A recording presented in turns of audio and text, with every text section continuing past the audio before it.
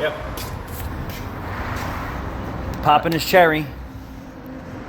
Yep. 2011 Nissan Murano. Yeah, so here's, I've done these in the past and it's been a long time. This has 175,000 miles on it. And we had to change the coolant tube because the coolant tube was weak. So we didn't discharge the AC. We took the idler pulley off. We lowered the subframe bolt back here and loosened the back bracket. And then this bolt here, I unloosened that all the way until the subframe stopped moving and left the motor hanging from the motor mounts. The pigtail was so seized into the alternator, so we had to use a screwdriver from the bottom and just pop it, and it broke the clip and destroyed the connector, which is here. Nissan doesn't sell the pigtail for the alternator. You have to buy a whole entire engine harness. Aftermarket parts stores don't stock one. Online has some part numbers. Who knows if it's even right. So, grab the old alternator. This is the replacement alternator. I hope that this thing is good because this is quite the job to do. What you're gonna do if you're in a jam like we are, is you're gonna heat up a screwdriver and then trim off this piece and this piece flat, leaving that catch tab like this. Just like that. You see that? And then you're gonna go to the parts store and get yourself a GM map sensor, 3-bar map sensor, not a 3-bar, GM map sensor from 80s, 90s. These should be readily available. And then now you'll see that these will fit over the pins in there, and then this catch tab should lock. But I'm not gonna force it in there because these pins are actually a little smaller than what's going in there. So once he does this, I'm gonna call this a one-time install. Yes. That's it. And then you could pack this with dielectrical grease or RTV silicone to help keep it secure and tight. This is the only thing I could come up with for today for doing this, because other than that, this is a mission to try and find something or order something from Amazon or eBay and hope that it's right. But when I pushed this with my finger in the car, I heard it click. It obviously broke. Yeah. And then we had to use a screwdriver to get it out because these two pieces were stuck. Therefore, that's effed.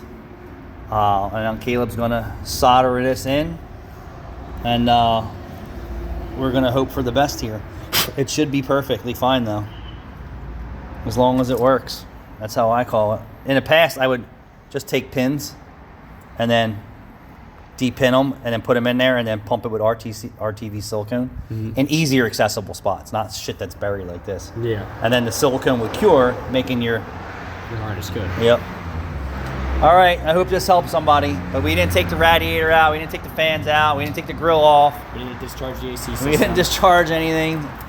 Lower the subframe down, pull the pulley, push the alternator out of the way, and then whatever you were monkeying around with. Yeah, that bracket kind of sucks. The bracket on the back of the alternator? Up top. Up top? Yeah, so... Is that even necessary? Yes. No. Because there's only one bolt that goes into the alternator, and then you have one bolt that goes back alternator here. Yeah. And this bolt goes to motor. Yeah. And then you have harness here, harness here, harness here. So not so bad. I mean, it's not awful, but it's kind of annoying. So Definitely annoying. lower the subframe down. Lower the AC compressor down out of your way. Only the subframe bolts on the passenger side. Don't take them all the way out so you kill yourself. Yeah. The bracket on the back is a pain in the butt. The pigtail being stuck, 175,000 mile vehicle.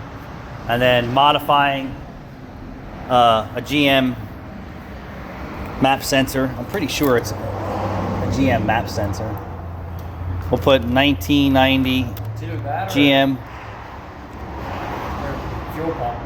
Nah. Oh, that's map sensor. Pigtail. I'm pretty sure that's what it is. This is either map sensor or fuel pump. Yeah. Actually, a mass airflow sensor would probably work too. Yeah, so I'm going to say go with this mass airflow sensor.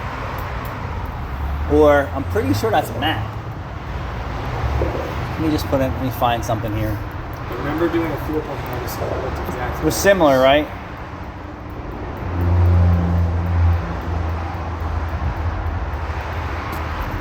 And not the newer style GM matte. Nah, that's not it.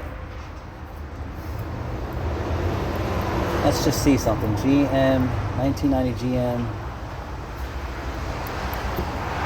3-pin connector.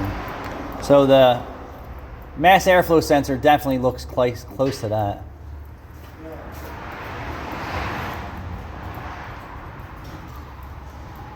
I'm gonna say what I said. LS1, LT1, GM 3-wire mass airflow sensor plug. I would go with that at your local parts store if you're stuck in a jam. Thanks for watching.